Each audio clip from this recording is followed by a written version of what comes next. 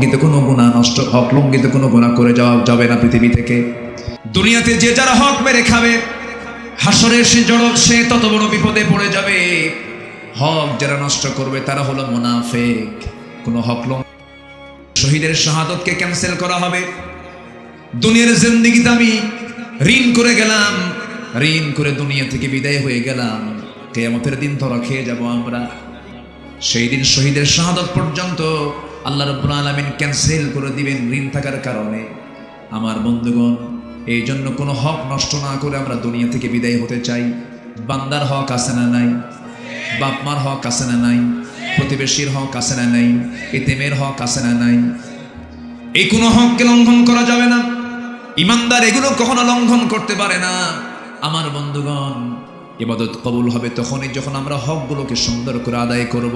সেই সময় সঙ্গে সঙ্গে দোয়া মঞ্জুর করে নেবেন তিনি আমার কে। এই মুনাফিকরা কত ভয়ঙ্কর দেখেন। এই মুনাফিকরা নবীজির সংসার পর্যন্ত আগুন ধরিয়ে দিতে চেয়েছিল। আমার নবীজি কেবলই মক্কা থেকে মদিনায় হিজরত করে চলে আসছেন। এক বছর যেতে না যেতেই বদর যুদ্ধের আগ দিয়ে আল্লাহ পাক আমার নবীর কাছে আয়াত নাজিল করলেন, রোজার আয়াত। কিসের আয়াত বলেন? সিয়ামের আয়াত। কুতিবা আলাইকুমুস সিয়ামু কামা কুতিবা আলাল্লাযীনা মিন ক্বাবলিকুম লাআল্লাকুম তাত্তাকুন। আয়াত নাজিল হলো, প্রথমবার রোজা রাখলেন সাহাবীরা।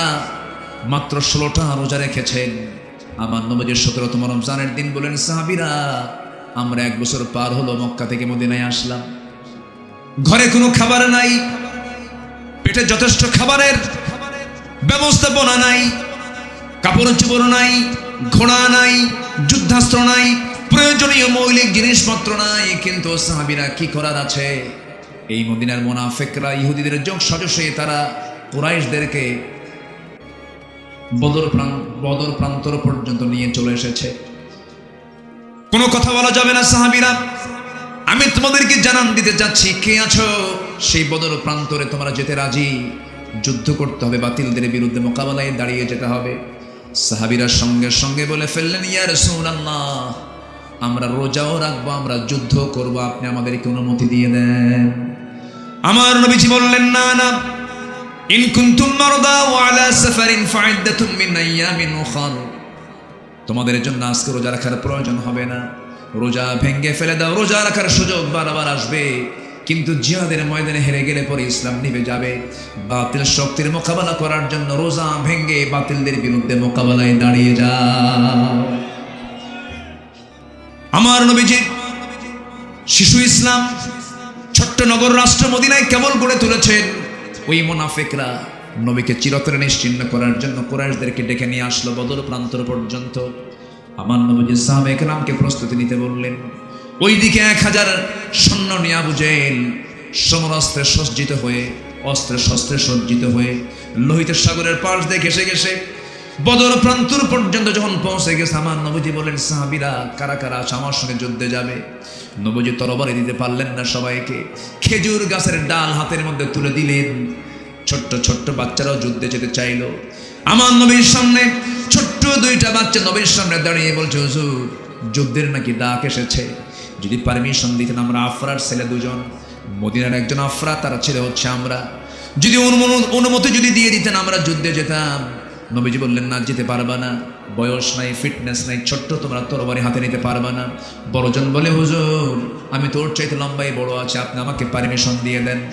রাসূল বললেন, না না, দেওয়া যাবে না। ছোটজন সঙ্গে সঙ্গে বলছে, হুজুর আপনি যদি আমার বড় ভাইকে পারমিশন দেন আমাকে পারমিশন দিতে হবে, কারণ ও লম্বাই বড় হতে পারে কিন্তু গায়ের শক্তি আমার বেশি।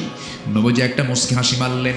মুচকি হাসি মেরে 2 সন্তানকে বললেন, দেখি তো তোমরা কুস্তি লড়াই করো, দেখি কে ফার্স্ট হয়। 2জনকে কুস্তি লড়াই করতে দিলেন।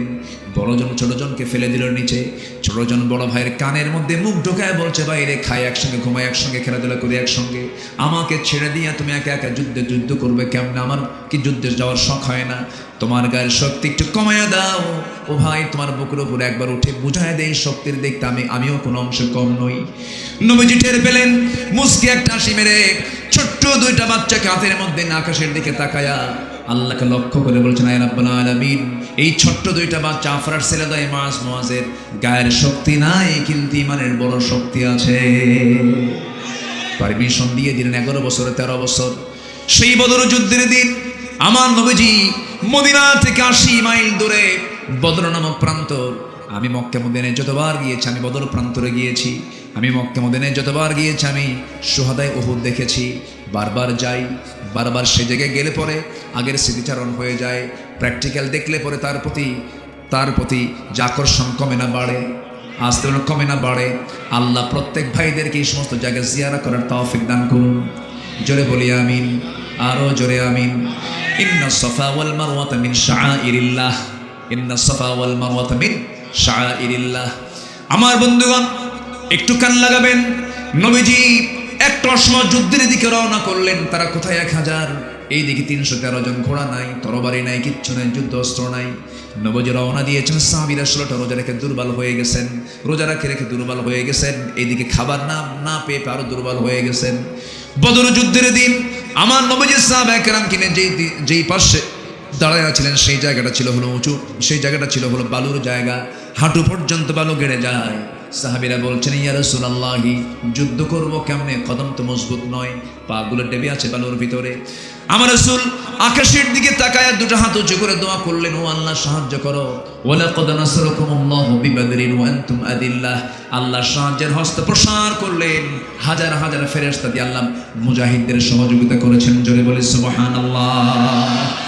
সেই যুদ্ধের ময়দানে ওই ছোট্ট দুইটা বাচ্চার সামনে দাঁড়ায় আছে। এক সাহাবীকে ডাক দিয়ে বলে, চাচা, যুদ্ধ করতে আসছে, সবার বিরুদ্ধে নয়, কার বিরুদ্ধে কও? আবু জেহেল। কি করবা? খাইয়া ফালাম। আল্লাহু আকবার বলবেন না?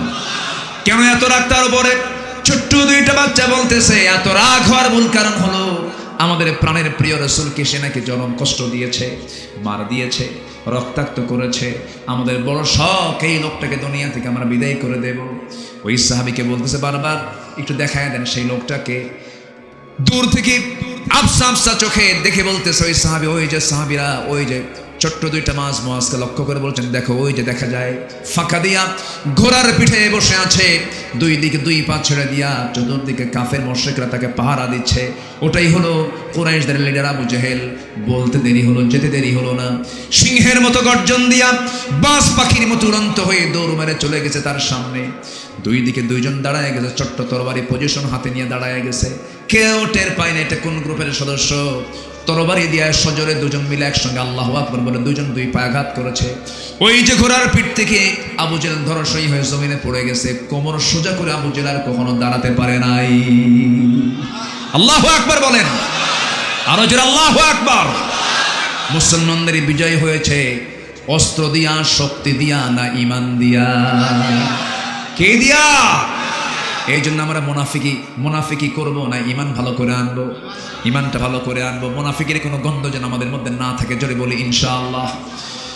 আবু জেহেল ধরাশয়ী হয়ে পড়ল, কিন্তু এইদিকে বড় ভাই মুআজ রাদিয়াল্লাহু তাআলা আনহু তিনি একাকী পড়ে গেলেন। পিছন দিকে একজন শত্রু এসে কুরাইশ এসে তার ডান হাতে একটা আঘাত করলো। এক আঘাতে তরবারি ঝনঝন করে পড়ে গেল। ডান হাতটা চামড়ার সঙ্গে জ্বলতে লাগলো। যুদ্ধ করবেন কেমনে? হাত তো কাটা। বাম হাত সামনে দূর মেরে তরবারি হাতের মধ্যে তুলে নিয়া বাম হাতে আবার যুদ্ধ চালাতে লাগলেন। কিন্তু ঝুলন্ত চামড়ার সঙ্গে ঝুলন্ত হাতটা বারবার এসে বাম হাতে ধাক্কা খায়, ডিস্টার্ব হয় মনে করে। যুদ্ধের মাঝে হঠাৎ করে করলেন কি মাস, ঝুলন্ত চামড়ার সঙ্গে ঝুলন্ত হাতটাকে বাম পায়ের নিচে রেখে এত জোরে টান মারলেন, হাতটা ছিটকে পড়ে গেছে। বাম হাতে যুদ্ধ চালাতে গিয়া এক পর্যায়ে দেখা গেল পিছন থেকে আরেকজন কাফের বাম হাতে আঘাত করেছে, বাম হাতটাও কেটে পড়ে গেল। তরবারি ঝনঝন করে পড়ে গেল। যুদ্ধ করবেন কেমনে? দুই হাতই তো নাই। গর্দানটা উড়াইয়া দেওয়া হলো, হাত কাটা হলো, পা কাটা হলো। মাস ছোট্ট বাচ্চা দুনিয়া থেকে বিদায় হয়ে গোটা দুনিয়ার সমস্ত মুসলমানদেরকে জানান দিচ্ছেন, ও দুনিয়ার মুসলমান, আল্লাহর পথে আল্লাহর দিনকে বিজয়ী করার জন্য এমন করে জানমাল কোরবানি করে দিতে হয়। আমার বন্ধুগণ, আমার ভাইয়েরা, মুনাফিক কখনো দিন কায়েমের আন্দোলন করতে পারে না। মুনাফিক কখনো জেল স্বীকার করতে পারে না। মুনাফিক কখনো ওয়াদা রক্ষা করতে পারে না। মুনাফিক কখনো আখিরাতকে সত্যিকার অর্থে বিশ্বাসও করতে পারে না। মুনাফিকের সমস্ত আলামত থেকে আল্লাহ রাব্বুল আলামিন আমাদের সবাইকে হেফাজত করেন, জোরে বলি আমিন। ইবাদত কবুল হবে, 10টা শর্ত পূরণ করতে হবে, মুনাফিকে বাদ দিতে হবে। নাম্বার 2 হলো নামাজের অলসতা। যার মধ্যে নামাজের অলসতা কাজ করবে তার কোনো দোয়া কবুল হবে না। এই জন্য আমরা সবাই কয় ওয়াক্ত নামাজ পড়ব? আসতে বলবেন না, কয় ওয়াক্ত নামাজ? সবাই কি পড়তে রাজি আছেন? জোরে বলি ইয়া আল্লাহ, আরো জোরে বলি ইয়া আল্লাহ। আমাদেরকে 5 ওয়াক্ত সালাত আদায় করার তৌফিক তুমি আল্লাহ দিয়া দাও, জোরে বলি আমিন, আরো জোরে আমিন। হাত নামান। বাড়িতে সব সদস্য নামাজ পড়ার দরকার আছে না নাই? যুবকরা, তোমার গ্রামকে তুমি টার্গেট করো, তোমার গ্রামে কারা নামাজ পড়ে আর কারা নামাজ পড়ে না। সতর্ক হয়ে যাও, তোমার গ্রামকে তোমার হেফাজত করতে হবে। মাতব্বর যারা যদি নামাজ পড়ে ভালো কথা, তোমরা যুবক একসঙ্গে গিয়ে মাতব্বরের রুমে বসবে, বলবে চাচা আপনি আমাদের গ্রামের মাতব্বর, আপনার বিচার আচার আমরা মেনে নেই, আপনি দয়া করে নামাজটা পড়ুন, নামাজটা ধরুন, আপনার নেতৃত্ব আমরা মানব। নামাজ পড়বেন, নেতৃত্ব মানব, নামাজ পড়বেন না, নেতৃত্ব মানব। ঠিক কিনা? ঠিক কি? আপনার গ্রামকে আপনার সাজান ইসলাম দিয়া। এখন পরিবেশ এসেছে, পরিবেশ এসেছে কিনা বলেন? আপনার চোখের সামনে কোন মহিলা আপনার গ্রামের কোন ঘর থেকে অর্ধলগ্ন হয়ে মাথার চুল ছেড়ে দিয়ে বের হয়, আপনি এটাকে নোট করুন, এটাকে আপনি নোটে নিয়ে আসেন। কয়েকজন যুবক তোমরা এক হয়ে সেই মহিলার বাড়িতে অথবা তার মুরব্বীকে জানিয়ে দিন, জানিয়ে দাও যে দেখুন আপনার মেয়ে অথবা আপনার স্ত্রী অথবা আপনার বোন এইরকম করে অর্ধলগ্ন পোশাক নিয়ে যখন বাইরে বের হয়, আমরা যুবক, আমাদের কষ্ট হয়, আমাদের ঈমান দুর্বল হয়ে যায়, আমাদের চোখের গুনাহ হয়। গ্রামকে বাঁচাতে বোরকা লাগায় দাও, ঠিক কিনা? সম্মানিত ভাইয়েরা, তোমরাই পারবে নতুন বাংলাদেশ গড়তে। 55,000 বর্গ মাইলের 64,000 গ্রাম বাংলার প্রতিটি গ্রামকে আমরা বেনামাজি মুক্ত দেখতে চাই। সবাই দেখতে চান তো ইনশাআল্লাহ? নামাজ, নামাজ, নামাজ। এই দেশের কোন নেতা নামাজের বিল আনে নাই আজ পর্যন্ত। 53 বছর পর্যন্ত, থামুন, 53 বছর পর্যন্ত এই দেশের কোন নেতা, কোন দল নামাজের বিল আসুক, একমাত্র ইসলামী দল ছাড়া, তারা তো ক্ষমতায় যায় নাই, কেউ কিন্তু নামাজের বিল টানে নাই। আমাদের দাবি হলো আমরা সেই নেতৃত্ব দেখতে চাই যারা নামাজ রাষ্ট্রীয় পর্যায়ে কায়েম করতে চায়। এই মতের পক্ষে কি সবাই রাজি আছেন? নামাজ কায়েম হলে সুদ থাকবে না, ঠিক কিনা? নামাজ কায়েম হলে জিনা থাকবে না, নামাজ কায়েম হলে পরে সুদের কোনো গন্ধ সমাজে দেখা যাবে না। আল্লাহ কবুল করুন। আমার বিশ্বাস এদেশে কোরআনের রাজ কায়েম হবে। জোরে বলি ইনশাআল্লাহ, আর জোরে বলি ইনশাআল্লাহ। শহীদের কাতার আছে না নাই? শহীদের রক্তেই জমিন আছে না নাই? রক্ত ভেজা বাংলার জমিন ইসলামী আন্দোলনের জন্য উর্বর থেকে আরো উর্বর হয়ে যাবে। জোরে বলি ইনশাআল্লাহ। সম্মানিত ভাই, আমি অনেক আনন্দিত, দীর্ঘদিন পর মন খুলে কিছু কথা বলতে পারছি। আলহামদুলিল্লাহ বলেন। আমার মাহফিল অঙ্গনের 26 বছরের 16 বছর কেটেছে বিপরীত স্রোতে। কত মাহফিল যে বন্ধ হয়েছে, কত মাহফিল থেকে যে ধরে নিয়ে গেছে আমারে মনে নেই। সম্মানিত ভাইয়েরা, আমার সন্তান, আপনার সন্তানরা, ভাবছিলাম ডিভাইস আক্রান্ত হয়ে, মাদকাসক্ত হয়ে, অসৎ নেতৃত্বের সবলে আক্রান্ত হয়ে মনে হয় তারা শেষ হয়ে গেছে, কিন্তু না, জাতে মাতাল, তালে ঠিক, একদম জায়গা মতো চলে গেছে। মাসাধিক আন্দোলন করে ক্লান্ত শ্রান্ত দেহটা স্বস্তি দেবার জন্য তাদের পছন্দ হয়েছিল হলো গণভবন। তারা গণভবন পর্যন্ত চলে গিয়েছিল। দুপুরের খাবার যার জন্য প্রস্তুত হয়েছিল সেই খাবার তারাই খেয়ে নিয়েছে। বহু খাইছে না, আর খাইতে দেব না। সম্মানিত ভাইয়েরা, এগুলো আশার দিক। আমরা পারবো, আমরা বিজয়ী হব, কিন্তু সত্য হলো পৃথক না এক হতে হবে? পৃথক না এক হতে হবে? এক হতে হবে। এটা সবচেয়ে বড় চ্যালেঞ্জ। আমার বন্ধুগণ, আল্লাহ রাব্বুল আলামিন বলেন, ওয়া'আদাল্লাহু আল্লাযীনা আমানু মিনকুম ওয়া আমিলুস সালিহাত লা ইস্তাখলিফান্নাহুম ফিল আরদ। আল্লাহ রাব্বুল আলামিন নিজে ওয়াদা করে বলছেন, ও ঈমানদারেরা শোনো, যারা ঈমান আনবে এবং নেক আমল করবে, আমি আল্লাহ রাব্বুল আলামিন নিজে তার হাতে খেলাফতি দিয়ে দেব। শর্ত হলো ঈমান ভালো করে আনতে হবে এবং নেক আমলগুলো করতে হবে। অনেক তাহাজ্জুদ গুজার আখিরাতে তাহাজ্জুদের নামাজ খুঁজে পাবে না। অনেক হাজি হাশরের ময়দানে তারা হজের সওয়াব খুঁজে পাবে না। অনেক নামাজি নামাজের কোনো পুরস্কার সেদিন খুঁজে পাবে না। অনেক ইবাদত করেছে কিন্তু কোন ইবাদত সেদিন সে আল্লাহর দরবারে কবুল হওয়া পাবে না। কেন, কি জন্য? কিছু কথা আমি আজকে বলতে চাচ্ছি সেই বিষয়ে। ইবাদত কবুল হতে হলে কিছু শর্ত আছে। ইবাদত কবুলের পথে কিছু অন্তরায় আছে, কিছু কাজ আছে, যে কাজগুলো করলে পরে আমার কোনো কার্যক্রম কবুল হবে না। কার দরবারে? আসতে বলবেন না, কার দরবারে? মোটামুটি 10টা অপকর্ম যার মধ্যে থাকবে তার কোনো দোয়া আল্লাহর দরবারে মঞ্জুর হবে না। কয়টা অপকর্ম বলেন তো? হাতের আঙ্গুল কয়টা? 10টা। আমি এই 10টা বিষয় আমি সংক্ষিপ্ত সময়ে বলার চেষ্টা করছি। জোরে বলি ইনশাআল্লাহ। সম্মানিত ভাইয়েরা, সম্মানিত বন্ধুগণ, মহান রব্বুল আলামিন আমাকে আপনাকে নির্দিষ্ট একটা লক্ষ্য নিয়ে, একটা লক্ষ্যে দুনিয়াতে পাঠিয়েছেন। সে লক্ষ্যটা হলো আমাকে আপনাকে অন্য কারো গোলামি করা যাবে না। একমাত্র গোলামি আইন মেনে চলতে হবে। কার? আসতে বলবেন না, কার? আল্লাহ। এটা হচ্ছে এই পৃথিবীতে আল্লাহ পাক যে আমাকে পাঠিয়েছেন এই লক্ষ্যেই পাঠিয়েছেন। পাঠানো হলো সেই লক্ষ্য যদি পূরণ না হয় আল্লাহ আমাকে ছাড়বেন? আসতে বলছেন, আল্লাহ আমাকে ছাড়বেন? ছাড়বেন না। আপনি একটা কিষান নিয়েছেন, এই জমিটা তুমি আমাকে খনন করে পুকুর করে দাও। তো কিষান 20 জন নিয়েছেন, কিন্তু সে কিষান আপনার জমির মাটি না কেটে অন্যের জমির মাটি কাটলো। পরিশ্রম ঠিকই করলো, কিন্তু আপনি কি তার পাওনা দিবেন?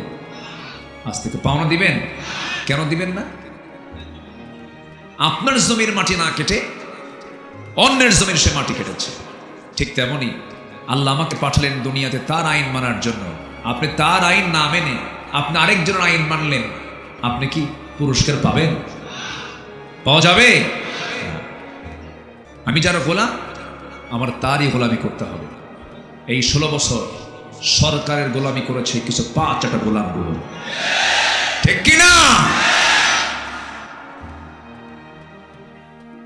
সরকারের কিছু গোলামি করেছে। আমাকে 2018 সালে নির্বাচনের আগ দিয়ে হঠাৎ করে আমার বাড়ি ঘেরাও দেওয়া হলো। আমাকে ধরা হলো, ধরে থানায় নিয়ে যাওয়া হলো। থানায় ওসি সাহেব আমাকে দেখে কাঁদলো। বললাম, ওসি সাহেব কাঁদেন কেন? হুজুর, আমি আপনার খুব ভক্ত, আপনার ওয়াজ শুনি, আপনার ফ্যামিলিও, আমার ফ্যামিলি আপনার খুব ভক্ত। তো ভক্ত যেহেতু, তো ধরলেন কেন? হুজুর, উপায় নেই, চাকরি চলে যাবে, চাকরি বাঁচান তো জরুরি, চাকরি তো রক্ষা করতে হবে, চাকরি বাঁচান তো ফরজ। আমার ফতুয়া দিল। তাই আমি বললাম, চাকরি বাঁচান যদি ফরজ হয়, ইমান বাঁচান তো নফল। তারপরে বলল, হুজুর একটু যান, নির্বাচন পর্যন্ত জেলখানায় থাকেন, নির্বাচনটা হয়ে যাক, মরা মানুষ ভোট দিয়ে যাবে তো, মরা মানুষ ভোট দিয়ে যাবে, বুঝেন নাই? ঢুকালো জেলখানায়, ঢুকলাম। তো ঢুকে আমি যখন মূল গেট দিয়ে ঢুকতেছে, তখন এক মুরব্বী, অনেক বয়স্ক, 85 বছর বয়স, উনি আমাকে দেখে একটা লম্বা সালাম দিয়ে বলে, হুজুর আপনি জেলখানায়? খুব খুশি হয়েছি। তো বললাম, জেলখানায় ঢুকলে কেউ খুশি হয়? বলতেছে, হুজুর ওয়াজ শুনতে যাই, অনেক দূর থেকে দেখি, খুব শখ হয় মুসাফা করব, একটু আলিঙ্গন করব, একটু সুখ দেখে গল্প করব, তা তো পারি না। খুব ভালো হয়েছে হুজুর, থাকেন। দেখছেন? তো আমি বললাম, তা আপনি এখানে কেন? আপনার বয়স তো 85 বছর, নাতির সঙ্গে সময় দেওয়ার কথা, অবসর জীবনে যাওয়ার কথা। বলে, হুজুর কি বলেন, আমি তো বোমা হামলা করছি। কিভাবে? কে মামলা দিয়েছে বোমা হামলা। বলেন তো হুজুর, এই 85 বছর বয়সে এই বুড়া হাতে বোমা মারতে গিয়ে কার মাথায় পড়তে পারে? এরা মামলার আসামির কোটা পূরণ করার জন্য রাস্তার ফকিররে ধরে নিয়েও মামলা দিয়েছে। কি করে নাই তারা? কিন্তু শেষ কথা হলো, জুলুম করবে যে বিপদে পড়বে সে, এটাই হলো শেষ কথা। জুলুম করবে যে বিপদে পড়বে সে। এখন কি শুধু বিপদে? হ্যাঁ, ফেরেশতাগুলো কই? কোনো ফেরেশতা নাই, সব চতুর্থ আসমান, কেউ নাই। এখানকার স্থানীয় এমপি মহোদয় আমাকে ফোন দিয়ে বলে, আপনি পাবনায় ঢুকবেন না, এটা আমার। চিন্তা করা যায়, জমিন কোনো ব্যক্তির হতে পারে? বলে এটা আমার অঞ্চল, ঢুকতে পারবেন না। যখন বলেছিল রাজাকারের নাতিপুতিরা চাকরি পাবে, এগুলো অহংকারের কথা। অহংকার যখন কারোর মধ্যে ঢুকে যায়, পতন তার অপরিহার্য হয়ে পড়ে। পতন হয়নি? পতন হয়নি? হয়েছে। অহংকার করা যাবে না। সাইয়েদনা ওমর ফারুক রাদিয়াল্লাহু তাআলা আনহু একটা দুইটা রাষ্ট্র না, 40টা রাষ্ট্রের তিনি রাষ্ট্রপ্রধান ছিলেন। কয়টা? এখন প্রেজেন্ট ওয়ার্ল্ডে তার এরিয়া হয়ে গেছে 40টা রাষ্ট্র। এই 40 রাষ্ট্রের রাষ্ট্রপ্রধান তিনি বসে আছেন, তার সামনে একজন সাহাবী এসে একটা হাদিস বর্ণনা করছেন, যার মধ্যে যাররা পরিমাণ অহংকার থাকবে সে জান্নাতে ঢুকবে না। এই হাদিস যখন তার কানে যখন সুন্দর করে যখন ওই সাহাবী শুনিয়ে দিলেন, সাইয়েদনা ওমর ফারুক চট করে তিনি মাটিতে পড়ে লুটে লুটে কাঁদতেছেন, শিশুর মতো কান্নায় ভেঙে পড়লেন। গোটা শরীর তার ধুলায় মলিন হয়ে গেল। বলা হলো, ওমর এমন করে কান্দো কেন? তিনি বলছেন, আমি একজন রাষ্ট্রপ্রধান, অর্ধ দুনিয়া আমি চালাই। মাঝে মাঝে আমাকে যখন কেউ শাসক বলে ডাকে, খলিফা বলে যখন ডাকে, তখন মনে হয় আমি একজন খলিফা, কিন্তু আমার মন বলছে, আমার মনে হয় ভিতরে অহংকার আমার ঢুকে গেছে। বারবার চোখের পানি ফেলে ইস্তিগফার পড়ছিলেন, আর আকাশের দিকে দুটো হাত তুলে দোয়া করে বলছেন, আয় আল্লাহ তাআলা, আমার তো মনে হয় গোটা দুনিয়ার সকল মানুষকে তুমি জান্নাত দিয়া দিয়া যদি বলো, একটা বান্দা শুধু জাহান্নামে যাবে, আমার মন বলছে সে একটা বান্দা জাহান্নামে, অন্য কেউ হবে না, আমি ওমর হব। নিজেকে কি ছোট মনে করেছেন তারা? নিজেকে তারা কত বড় আসামি মনে করতেন, কি ছোট্ট হয়ে চলতেন, নিজেকে নগণ্য ভাবতেন। সাইয়েদনা আবু বকর রাদিয়াল্লাহু তাআলা আনহু যখন তার খেলাফত আমল, রাতের বেলা জনগণকে দেখতে যেতেন খালি পায়ে। কি পায়ে? খালি পায়ে। সাইয়েদনা ওমর ফারুক বললেন, খালি পায়ে আপনি রাস্তায় হাঁটতেছেন, ঝুঁকিপূর্ণ পথ, পাথরের সঙ্গে ধাক্কা লেগে চামড়া ফেটে রক্ত বের হয়ে যাবে, কষ্ট পাবেন আপনি জুতা কেন পরেন না রাতের আধারে? সাইয়েদনা আবু বকর সিদ্দিক রাদিয়াল্লাহু আনহু চোখের পানি ফেলতে ফেলতে বলছে, ভাই ওমর, জুতা পায়ে আমি হাঁটতে পারি, কিন্তু জুতা পায়ে যখন হাঁটবো, আমি খরম জুতা দিয়ে যখন আমি হাঁটবো, একটা আওয়াজ বের হয়ে যাবে। সেই আওয়াজে যদি এই জনপদের কোনো ঘুমন্ত ব্যক্তির, কোনো ঘুমন্ত নাগরিকের যদি ঘুম ভেঙে যায় আমার পায়ে হাঁটার আওয়াজে, কিয়ামতের দিন আমি আবু বকর আসামির কাঠগড়ায় দাঁড়িয়ে তারা জবাব দিতে হবে। জনগণের ঘুম যেন নষ্ট না হয়, পায়ের জুতা খুলে প্রথম খলিফা পায়ে হেঁটে খালি পায়ে হাঁটেন।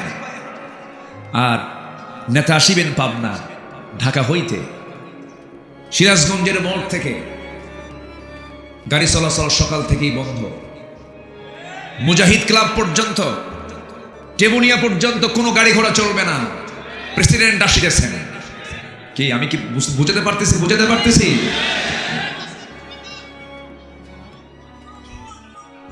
অ্যাম্বুলেন্সের গাড়ি পর্যন্ত নিতে দেওয়া হয়নি।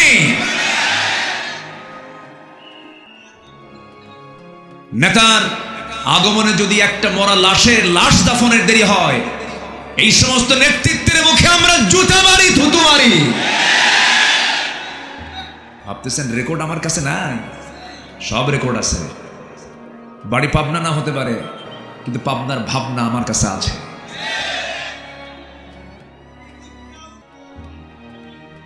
কষ্ট পাচ্ছেন নাকি? কষ্ট পাচ্ছেন?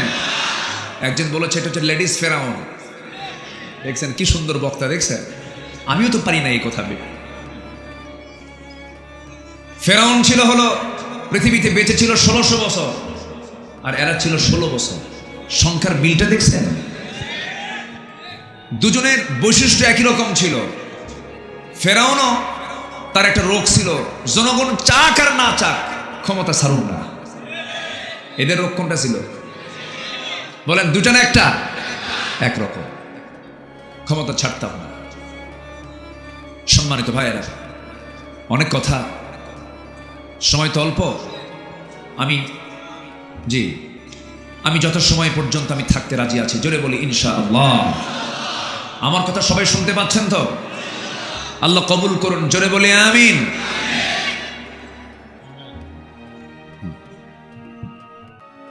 সম্মানিত ভাইয়েরা, তাহলে ইবাদত কবুল হতে হলে 10টা অপকর্ম ছাড়বো আমরা। 10টা অপকর্ম, 10টা অপরাধ আমাদের জীবনে নিয়ে আসা যাবে না। 1 নম্বর হলো মুনাফিকি। 1 নম্বর কি বলেন? মুনাফিক তো পাবনায় নাই। হ্যাঁ, মুনাফিক পাবনায় আছে? আচ্ছা, হ্যাঁ না, যারা আছে তারা আছেই, তবে কিছু বের হয়ে গেছে। তবে মুনাফিকটা এটা এমন একটা বিষয়, নিফাকতা মুক্ত সবাই এমনটা বলা কিন্তু মুশকিল। যেরকম মুনাফিককে চেনার 1 নম্বর আলামত হলো ইন্নাল মুনাফিকিনা লাকাযিবুন, মুনাফিকরা মিথ্যা বলে। এখানে আমরা যারা বসে আছি কেউ তো কোনোদিন মিথ্যা বলি নাই, আসতে কয়। তাহলে এখন নখ যাচ্ছে কোন দিকে? এখন নখ যায় কোন দিকে? নিচের দিকে, নিচের দিকেই কিন্তু চলে যাচ্ছে। এক সাহাবী কান্দে, বাড়ি থেকে বের হলেন আর নিজেকে গালি দিয়ে বলতেছেন নাফাকা হানজালা, নাফাকা হানজালা, নাফাকা হানজালা। এই কথা বলতে বলতে নবীর দরবার পর্যন্ত চলে গেলেন। রাসূল বলছেন, হানজালা তুমি কি বলছো? তুমি তো মুনাফিক হও নাই। হুজুর, আমি আপনার সামনে যখন বসে থাকি দুনিয়ার কোনো কথা মনে থাকে না, আমার সব দুনিয়া মাইনাস হয়ে যায়। কিন্তু আমি আপনার দরবার ছেড়ে যখন বাড়ি ফিরে যাই, বউ বাচ্চার সামনে দাঁড়াই, দুনিয়ার কথা মনে হয়ে যায়। দুনিয়ার চিন্তা মাথায় চলে আসি, পারিবারিক চিন্তা মাথায় চলে আসে। আমার মন বলছে আমি মনে হয় মুনাফিক হয়ে গেছি। রাসূল বলেন, না রে হামজালা, মুনাফিক হও নাই। পরিবারের হক আদায় করা আমার সুন্নাত, স্ত্রীর মুখে খাবার তুলে দেওয়া আমার সুন্নাত, সন্তানকে দেখাশোনা করা আমার সুন্নাত। আমার উম্মতের কোনো বৈরাগ্য নাই, আমার উম্মতের বৈরাগ্য হলো জিহাদের ময়দান। আমার বন্ধুগণ, সাইয়েদনা ওমর ফারুক রাদিয়াল্লাহু তাআলা মাঝে মাঝে একজন সাহাবীর কাছে সকাল বিকাল মাঝে মাঝেই চলে যেতেন। যে সাহাবীকে রাসূল দায়িত্ব দিয়েছিলেন, একটা দায়িত্ব, তার হাতে একটা লিস্ট ছিল, মুনাফিকদের তালিকা ছিল। ওই মদিনার মুনাফিক কারা কারা, তাদের তালিকা একটা সাহাবীর কাছে রাসূল রেখে দিয়েছিলেন। সেই সাহাবীর কাছে ধারণা দিয়ে মাঝে মাঝে ওমর ফারুক বলতেন, ভাই দেখো তো ওই তালিকার মধ্যে আমি ওমর, আমার নামটা আছে কিনা। এই জন্য আমার বন্ধুগণ, মুনাফিকের আলামত যতগুলো, সব আলামতগুলো আমার জীবন থেকে মাইনাস করতে হবে। মিথ্যা কথা বলা যাবে না, এটা কার আলামত? বলেন বলেন বলেন বলেন বলেন। নাম্বার 2 হলো ইদা ওয়াদা আখলাফা, ওয়াদা ভঙ্গ করা, এটা একটা মুনাফিকের আলামত। ওয়াইদা তুমিনা খান, আমানতের খেয়ানত করে, এটা একটা মুনাফিকের আলামত। নাম্বার 4 হলো যখন কারোর সঙ্গে কথা বলতে যায় বেফাস কথাবার্তা বলে, বাজে কথা বলে, অর্থহীন কথা বলে। যারা মুখ থেকে বেফাস কথাবার্তা যারা বলবে, এটা একটা মুনাফিকের আলামত। এই সমস্ত আলামত যারা থেকে যাবে, আল্লাহ রাসূল বলেছেন সেই সমস্ত লোকগুলো তার ভিতরে মুনাফিকের আলামতগুলো লালন করে চলছে। বেফাস কথা মানে যেরকম প্রায় একজন নেতা আমার দেশে বলতেন, গায়ে কোনো শক্তি নাই কিন্তু মুখে একটা চাপা ছিল, প্রায় বলতেন খেলা হবে, বলতো না? তো কই আছে কি আন্ডারগ্রাউন্ড না কোন গ্রাউন্ডে আছে খুঁজেই তো পাওয়া যাচ্ছে না, খেলবেন কার সাথে? এই কথাটা খুবই নোংরা কথা। একটা জাতীয় রাজনীতিবিদ একজন দেশের একজন শীর্ষস্থানীয় ব্যক্তি হয়ে এত নোংরা ভাষা বলতে পারে? নোংরা হলেই নোংরা কথা মুখ থেকে বের হয়।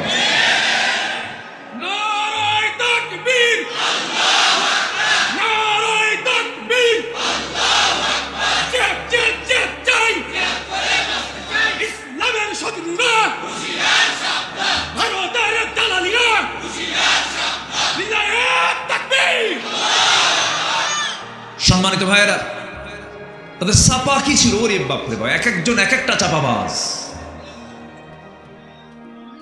দিনের কোনো জ্ঞান নাই।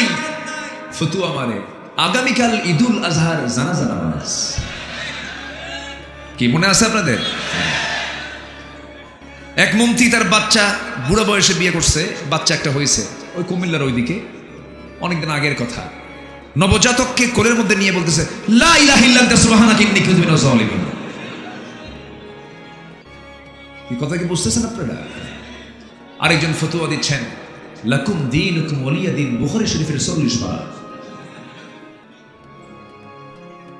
পদ্মা সেতু উদ্বোধন হবে, পদ্মা সেতু একটা বড় একটা প্রকল্প, পদ্মা সেতু ভালো স্বপ্নের সেতু, যা লাগতো তা তো লাগাইছেই। ওটাকে বাস্তবায়ন করার জন্য হাজার হাজার কোটি টাকা দেশ থেকে লোপাট করা হয়েছে, ঠিক কিনা? এই ওখানে কি হয়েছে? কথা বলেন কেন? এখানে কথা বলা কি জায়েজ না না জায়েজ? কথা বলেন কেন? চুপ করুন প্লিজ, কোরআনের সম্মানে সবাই চুপ হয়ে যান। বসুন, একটা লোক কথা বলবেন না, বসুন। সেই পদ্মা সেতুর উদ্বোধনী অনুষ্ঠান তো তেলাওয়াত দিয়ে শুরু করতে হবে। আমার দেশের হাফেজরা এত সুন্দর হাফেজ, আমার স্নেহধন্য জাকারিয়া, নাজমুস সাকিব, আমি খুব স্নেহ করি ওদের, আমি খুবই ফলো করি। ওরা আমাকে পাইলে আমার কোলের মধ্যে বসে পড়ে, খুব ভালো ছেলে এগুলো। এদের তেলাওয়াতে কাবার ইমামরা কান্দে, কাবার ইমামরা কান্দে আমার দেশের হাফেজদের তেলাওয়াত শুনে। গোটা পৃথিবীর হাফেজকে হারায় দিয়ে আমার দেশের হাফেজরা ফার্স্ট হয়। সে হাফেজগুলো ওদের চোখে পড়ে নাই। পদ্মা সেতুর উদ্বোধন হবে, তেলাওয়াত দিয়ে শুরু করবে, দিছে একজন বিসিএস ক্যাডারকে তেলাওয়াত করতে, সূরা রহমান তেলাওয়াত করছে, এমন তেলাওয়াত করছে শয়তান কয় তোর চাইতে আমার তেলাওয়াত ভালো আছে। সম্মানিত ভাইয়েরা, সম্মানিত বন্ধুগণ, মুখ থেকে বেফাস কথাবার্তা বলা যাবে না। মুখ থেকে যা বলবো মেপে মেপে কথা বলবো। দলিল যখন দলিল লেখক লেখে, ভুল লেখে না ঠিক লেখে? ভুল লিখলে দলিল কি রাখে না আবার করে? আবার দলিল করে নিতে হয়। দলিল লেখক যেমন দলিল লিখতে নিয়ে বারবার চিন্তা করে, নির্ভুল লেখার চেষ্টা করে, ঠিক ইমানদারের জবান হলো দলিল লেখকের দলিল লেখার মতো হলো ইমানদারের জবান। ইমানদার জবান থেকে যা বলবে ওটাই হচ্ছে ঈমান। ওটা কি ঈমান? একটু কান লাগাবেন, মুনাফিকের কাজ করা যাবে না, মুনাফিকদের পথ অবলম্বন করা যাবে না, মুনাফিকের কোনো চরিত্র নিজের জীবনে আনা যাবে না। মুনাফিকরা কিন্তু নামাজও পড়ে, মুনাফিকরা রোজাও রাখে, মুনাফিকরা হজেও যায়, মুনাফিকরা যাকাতও দেয়, মুনাফিকরা মসজিদ বানায়, মুনাফিকরা মাদ্রাসা বানায়। কিন্তু একটা জায়গায় মুনাফিকরা ধরা খেয়ে যায়, সেটা হলো মুনাফিকরা কখনো জিহাদের ময়দানে যেতে পারে না। একটা জায়গায় ধরা খায় মুনাফিকরা, কোথায়? জিহাদের ময়দানে। মানে ওরা চাপা খুব মারে, যত রক্ত লাগে দেব, প্রয়োজনে লোক পাঠাবো, আমি যাব না। এটা কাদের কাজ? বলুন কাদের কাজ? মুনাফিকদের কাজ। আমার বন্ধুগণ, আমার নবীর পিছনে ইক্তেদা করেছে, নবীর পিছনে নামাজ পড়েছে, নবীজির বয়ান শুনে চোখের পানি ফেলে ফেলে কেঁদেছে। মুখের দাড়িও ছিল, মুখে সুন্দর চেহারাও ছিল, সুরমাও ছিল, নামাজও পড়েছে, পাগড়িও পড়েছে। নবীর পিছনে তার নেতৃত্বকে ফলো করেছে, নামাজ পড়েছে, রোজা রেখেছে, দান করেছে, সাদকা করেছে। কিন্তু রাসূল তাদেরকে সব জায়গায় পেয়েছেন, মুনাফিকদেরকে, কিন্তু মুনাফিকদেরকে চিনেছেন, বুঝেছেন হলো জিহাদের ময়দানে। ওরা জিহাদের ময়দানে আসলেই তাদের চেহারা শুকায় যেত, সেই জায়গা থেকে পলায়ন করে ফেলতো। আমার নবী মুনাফিকদেরকে চেনার জায়গা হিসেবে জিহাদের ময়দানকে তিনি চিনে নিয়েছেন, বুঝে নিয়েছেন। আমার ভাইয়েরা, আমার নবীর জিন্দেগিতে একজন কাট্টা মুনাফিক ছিল, মুনাফিকদের লিডার আব্দুল্লাহ বিন উবাই বিন সুলুল। এই মুনাফিক আমার নবীর জীবদ্দশায় নানা যুদ্ধ বেড়ে দেওয়ার ক্ষেত্রে বনু নাজির, বনু কুরাইজা, এই ইহুদির গোত্রের সাথে কুরাইশদের জোটসাজশ করে দেওয়া, যুদ্ধকে নিকটবর্তী করে দেওয়ার পেছনে সবচেয়ে বড় ভূমিকা পালন করেছে এই মুনাফিকের দলেরা। এই বদর যুদ্ধ বলেন, উহুদ যুদ্ধ বলেন, খন্দক যুদ্ধ বলেন, এই সমস্ত যুদ্ধের মূল ইন্ধনদাতা হলো মুনাফিকরা। যুগে যুগে মুনাফিকরা বহু মুনাফিকি করেছে, কিন্তু শেষ পর্যন্ত মুনাফিকদের সমস্ত মুখোশ উন্মোচন করে দিয়েছেন তিনি আমার কে। মুনাফিকরা শেষ পর্যন্ত বিজয়ী হয় না পরাজিত হয়? বিজয় হয় না পরাজিত হয়? আল্লাহ তাদেরকে উলঙ্গ করেছেন। দেখেন মুনাফিক, এটা দেখেন, একটা নাম বলি মুনাফিকের। চিন্তা করুন, মাথার চুল একটাও কালো নাই, মুখের দাড়ি একটাও কালো নাই, সব সাদা, পাঞ্জাবি সাদা, পায়জামা সাদা। চিন্তা করুন, শুধু পট চেঞ্জ হয়েছে, নিজেকে বাঁচানোর জন্য মুখের দাড়িটা কেটেই ফেলবে। কি বুঝতেছেন আমার কথা? কি বুঝতেছেন? দাড়িটা কেটেই ফেলবে। সে দাড়ি কেটে মাথার চুল আবার কালো বানালো, পায়জামা খুলে লুঙ্গি পরলো, পাঞ্জাবি খুইলা গেঞ্জি পরলো, বন্ধুটাকে নিয়ে আইনমন্ত্রীকে নিয়ে চললো, বলেন চলেন বন্ধু পালাই, উপায় তো নাই। নৌকায় চড়ে যাচ্ছিল কোথাও, কিন্তু নৌকার ভিড়ল না। শেষ পর্যন্ত কোস্ট গার্ড তাদেরকে ধরে ফেললো। আইনমন্ত্রীকে ধরে নিয়ে বলছে চলেন স্যার, চিনি আপনাকে, থানায় চলুন। আইনমন্ত্রীকে, আমি কি একা আসছি এই জায়গায়? আমার একা নিয়ে যাবা কেন? কেন আরেকজন আছে তো? কোন লোকটাকে চেনা জানা তো, মাথার চুল কালো, কে যেন, কে ওটা? আমি কি একা আসছি? তুমি ভাবতেছো আমি একা আসতে পারো? আমি তো জামাতের সাথে আসছি। কিসের সাথে আসছে? হ্যাঁ, উপায় নাই তো। ওটা কে? ভালো করে দেখো, ওটাই দরবেশ। আমাদেরকে বলে আমরা নাকি ধর্মের ব্যবসা করি। ধর্মের ব্যবসা আমরা যদি করতাম, তাহলে আল্লামা সাইদির মতো মানুষকে ফাঁসির মঞ্চে চড়া লাগতো না। ধর্মের ব্যবসা যদি আমরা করতাম, বিশ্বনন্দিত ইসলামী রাজনীতিবিদ শহীদ মতিউর রহমান নিজামীকে ফাঁসির মঞ্চে ঝুলতে হতো না। যদি ধর্মের ব্যবসা আমরা করতাম, জগৎ নন্দিত আলেমে দ্বীনকে বছরের পর বছর জেল খাটা লাগতো না। তারাই ধর্মের ব্যবসায়ী চ্যাম্পিয়ন, যারা তাদের নিজ খায়েশ পূরণ করার জন্য দাড়ি রাখে, আবার তাদের প্রয়োজনে দাড়ি কাটে। নির্বাচন আসলে মাথায় পট্টি বাঁধে, নির্বাচন চলে গেলে ওই কপালে সিঁদুর লাগায়। ঠিক কিনা? এই চিত্র দেখি নাই আমরা, দেখি নাই, আর দেখতে চাই না। সব দেখা শেষ, সব দেখছি আমরা। এই 53 বছর, কেউ ক্ষমতার মসনদে 25 বছর ছিলেন, কেউ 16 বছর, কেউ 9 বছর। মাঝখানে মঈনুদ্দিন, ফখরুদ্দিন, গম, তারা ছিলেন কয়েক বছর। সবাই মুসলমান পরিবারের সন্তান হলেও ইসলাম দিয়ে তারা রাষ্ট্র চালান নাই।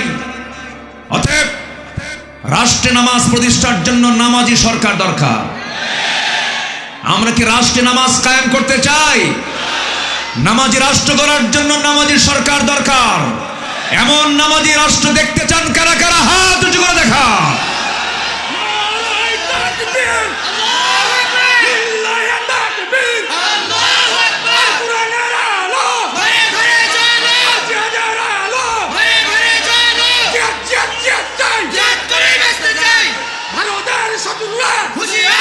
আল্লাহ কবুল করুন, জোরে বলি আমিন।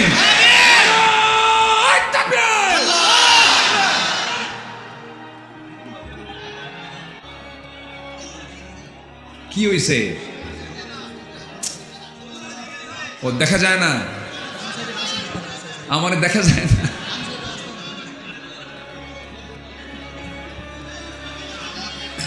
হ্যাঁ, ও ভরে গেছে। আচ্ছা, গোটা মাঠ ভোট অবস্থা। রাখেন না, মাইক দিয়ে না, মাইক দিয়ে না। আমার দিকে তাকান, সবাই চিৎকার মেরে বলেন তো, ইয়া আল্লাহ, ইয়া আল্লাহ, ইয়া আল্লাহ। আর কোনো আওয়াজ হবে না। শয়তান যদি কোনো অসহসা করতে চায়, সেই সময় কার নাম নেব আমরা? আল্লাহর নাম। একটু চুপ থাকুন, আপনি কথা বললে আমার কথা হবে না তো, একটু বসুন। তাহলে ইবাদত কবুল হতে হলে 10টা অপকর্ম ছাড়তে হবে। নাম্বার 1 হচ্ছে কি ছাড়তে হবে? বলেন কি? মুনাফিকি। আমার বন্ধুগণ, এই মুনাফিকরা রাসূলকে অশান্তির মধ্যে রেখে দিয়েছিল, নবীজিকেও শান্তিতে থাকতে দেয় নাই। নবীজির পারিবারিক জীবনকে তারা অসহনীয় করে তুলেছে বারবার। আমার বন্ধুগণ, আমার নবীর পিছনে নামাজ পড়েছে তারা, আবার শত্রুতা করেছে তারা আড়ালে আড়ালে। মুনাফিকদের যে কোনো দোয়া কবুল হয় না, মুনাফিকদের যে কোনো ইবাদত কবুল হয় না। ছোট্ট একটা ইতিহাস মনে পড়ে গেল। আমার নবীজির ওই জীবদ্দশায় মুনাফিকদের নেতা নবীর জীবদ্দশায়তে সে দুনিয়া থেকে বিদায় নিয়ে নিল, কিন্তু ওই মুনাফিকের একজন সন্তান ছিলেন আমার নবীর খুব প্রিয় সাহাবী। নবীর কাছে সে কেন্দে কেন্দে বলছেন, ইয়া রাসূলুল্লাহ, আমি জানি আমার বাবা খারাপ মানুষ ছিলেন, মুনাফিক ছিল, কিন্তু আমার তো বাপ হয়। ইয়া রাসূলুল্লাহ, আমি আপনার কাছে এসেছি, আমার বাবার গোসল সম্পূর্ণ করেছি, দয়া করে আপনি যদি আপনার পরনের জুব্বা জুড়ে দিতেন আমি খুব খুশি হতাম। নবীজি তার গায়ের একখানা জুব্বা সাহাবী বলার কারণে তার হাতে তুলে দিলেন। সাহাবী করলেন কি, মুনাফিক বাবার গায়ে নবীর জুব্বা গায়ে তুলে দিলেন। কিছুক্ষণ পরে সে বলছেন, ইয়া রাসূলুল্লাহ, আমার বাবা তো দুনিয়া থেকে বিদায় নিয়েছেন, কাফনের কাপড় পরিয়ে দিয়েছে, জানাজা এখনো হয় নাই। হুজুর, আমি সন্তান হয়ে বাবার জন্য তো একটু কামনা করতেই পারি। আমার বাবা মুনাফিক ছিলেন, কিন্তু আপনার কাছে কামনা হুজুর, দেখুন তো আমার বাবার জানাজায় যাওয়া যায় নাকি। আমার নবীজি বলেন, সাহাবীরে, তুমি আমার প্রিয় সাহাবী যখন বলে ফেললে, যাও, আমি তোমার বাবার জানাজায় চলে যাব। রাসূল জানাজায় হাজির হলেন। পিছন থেকে ওমর ফারুক রাদিয়াল্লাহু তাআলা আনহু নবীজির জুব্বা টানতেছেন আর বলছেন, হুজুর, মুনাফিকের জানাজা কেমন করে পড়াবেন আপনি? মুনাফিকের জানাজা না পড়ালেই ভালো হয়। রাসূল বলছেন, ওমর রে, আমার প্রিয় সাহাবীর বাপ মারা গেছে, আমি কেমন করে মানা করি, আমারে কিচ্ছু বলো না। আমার নবীজি জানাজা সম্পূর্ণ করলেন। সঙ্গে সঙ্গে আল্লাহর পক্ষ থেকে ফয়সালা হয়ে গেল, ইস্তাগফির লাহুম আও লা তাস্তাগফির লাহুম ইন তাস্তাগফির লাহুম ৭০ মাররাতান ফালান ইয়াগফিরাল্লাহু লাহুম। হে রাসূল, আপনি তাদের জন্য ক্ষমা চান অথবা না চান, আপনি যদি ৭০ বারেরও বেশি বারও ক্ষমা চান, কোনো কাম হবে না। কারণ মুনাফিকদের কোনো দোয়া তাদেরও নয়, তাদের জন্য যারা দোয়া করবে তাদের কোনো দোয়া আল্লাহর দরবারে মঞ্জুর হবে না। এত বড় মারাত্মক একটা জাত হলো মুনাফিক। আল্লাহ রাব্বুল আলামিন বলেন, ইয়া আইয়ুহান নাবিয়্যু জাহিদিল কুফফার ওয়াল মুনাফিকিনা ওয়াগলুয আলাইহিম ওয়া মাআওয়াহুম জাহান্নাম। হে নবী, আপনি মুনাফিকদের বিরুদ্ধে, কাফিরদের বিরুদ্ধে যুদ্ধ ঘোষণা করুন। ওয়াগলুয আলাইহিম, তাদের ব্যাপারে আপনি কঠোর হন, নরম হলেই বড় বিপদ হয়ে যাবে। এই জন্য মুনাফিকদের ব্যাপারে আল্লাহ নিজেই বলেছেন শিথিলতার কথা না, কঠোরতার কথা। কঠোরতার কথা বলেছেন। মুনাফিকদের সঙ্গে কোনো আপোষ করার কোনো প্রশ্ন আসে না, কোনো প্রশ্ন নাই। মুনাফিকদের ব্যাপারে কোনো শিথিলতার কোনো সুযোগ ইসলাম দেয়নি। শত্রুকে কখনো প্রশ্রয় দিতে ইসলাম মানা করে দিয়েছে। চিন্তা করে দেখুন, এই 16টি বছরের মধ্যে কতগুলো অপকর্ম হয়ে গেল। এর মধ্যে সবচেয়ে বড় অপকর্ম যেটা হলো, মানুষের জীবনের কোনো দাম ছিল না, মানুষকে পাখির মতো গুলি করে মেরে মেরে শেষ করে দিয়েছে। আরে কেমন করে মারলো! এই জুলাইয়ের শেষ সপ্তাহে এবং আগস্টের প্রথম সপ্তাহে কেমন করে মারলো ওরা! একটু কি দিলে দয়া হলো না? মুগ্ধ পানি নিয়ে রাজপথে নেমে পড়েছে আর বলছে, পানি লাগবে কার? আমার কাছে পানি আছে। সেই ছেলেটাকে পর্যন্ত গুলি করে শেষ করে দেওয়া হলো। সম্মানিত ভাইয়েরা, সম্মানিত বন্ধুগণ, যে বিজয়টা এসেছে, এই বিজয়কে লালনের মধ্য দিয়ে আমরা আগামীর সূর্য দেখতে চাই বাংলার জমিনে, ইসলামের সূর্য। এর জন্য যদি আরো জান মাল দিতে হয়, সবাইকে রাজি আছেন? রাজি আছেন কারা কারা? হাত উঁচু করে দেখান মুসলমান।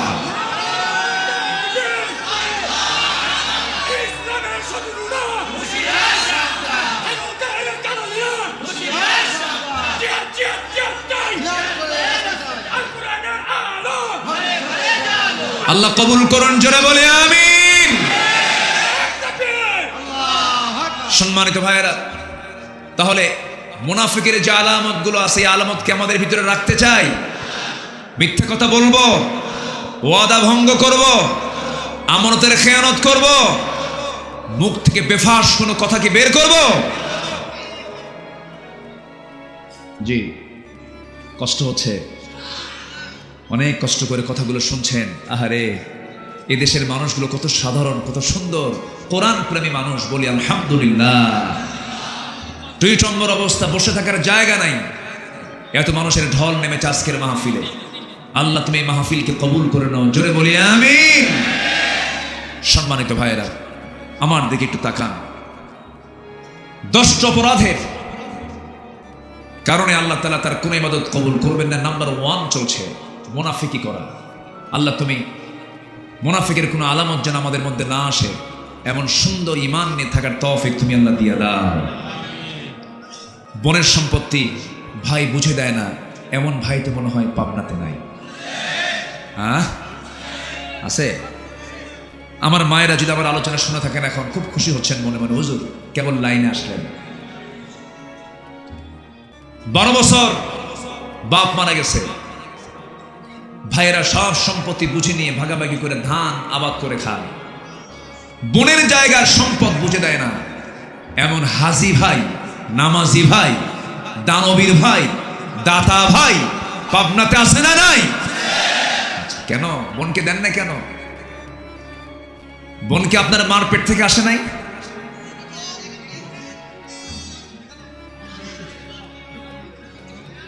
জি, এই থামেন থামেন, এই শোনেন, তারা তো অতিথি, অতিথি সম্মান করতে হবে না? হ্যাঁ, একটু বসো না, আমাদের মন ভাঙবে না ইনশাআল্লাহ। জি, একটু বসেন, একটু কষ্ট করে বসেন, কথা না বলি। মঞ্চটা থাকতে হয় নীরব। আমি তো মনে করি মঞ্চে কোনো লোকই থাকা ঠিক না, খালি কানাকানি হয়। এটা আলোচকের আলোচনা একটু বিঘ্নিত হয়। চুপচাপ থাকেন, একটু মেহরবানি করে। আমি লক্ষ্য করছি প্রায় প্রায় কথাগুলো হয়, একটু মেহরবানি করে একটু চুপ থাকেন। জি, হ্যাঁ, জি, একটু বসো, আমার দিকে তাকান। এই বলা যাবে না, আমার দিকে তাকান।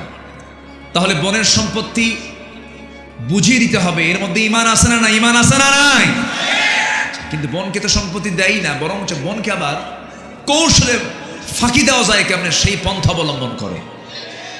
যেগুলো জমির দাম নাই, রাস্তার ধারের জমিগুলো সব ভাইরা বুঝে নিয়ে বিল ঝিল বুঝতে পারতেছি কিনা আমি জানি না, মানে যেটাতে যেতে হলে নৌকা ছাড়াও উপায় নাই, পানি, সে অংশগুলো বুঝায় দিয়ে বলে, বোন তোমাদের জন্য না ওইটুকু রাখছে।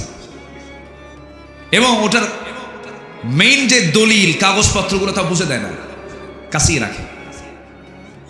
আবার ওইদিকে উনি ট্রিপল হাজি, 3 বার হজ করছে। বোনকে মাঝে মাঝে আবার দাওয়াত দেয়, বোনকে মাঝে মাঝে দাওয়াত দিয়ে পাশে বসায়া,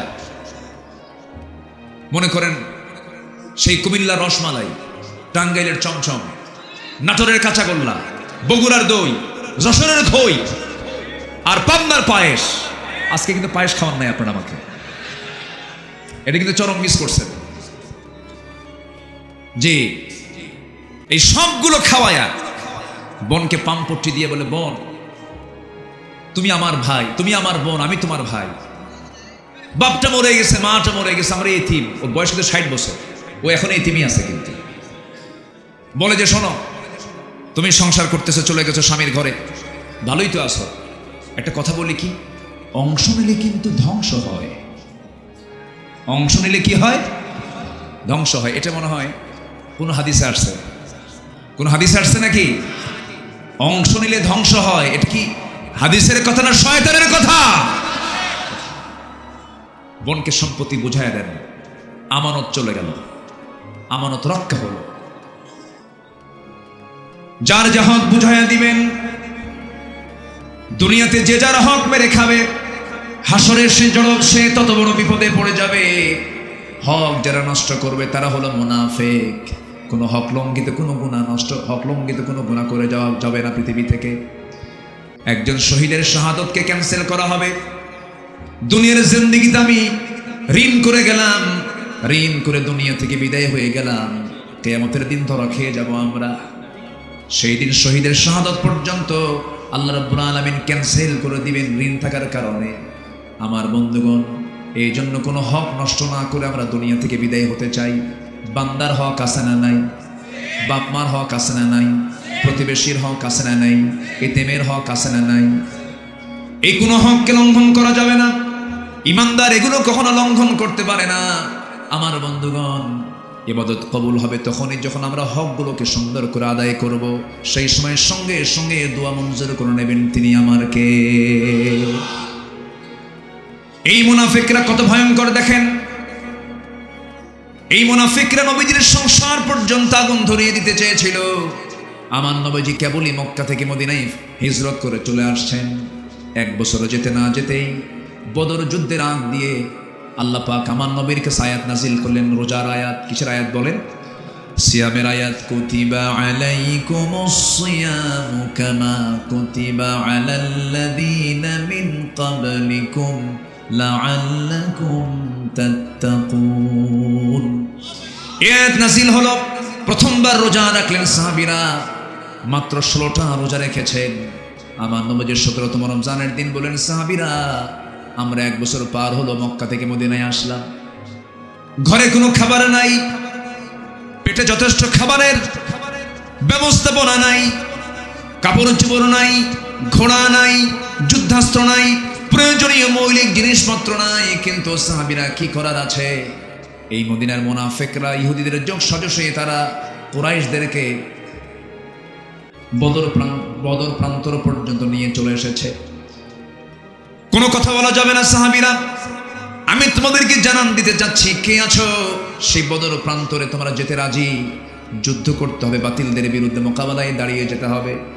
সাহাবীরা সঙ্গে সঙ্গে বলে ফেললেন, ইয়া রাসূলুল্লাহ, আমরা রোজাও রাখবো, আমরা যুদ্ধ করব, আপনি আমাদেরকে অনুমতি দিয়ে দেন।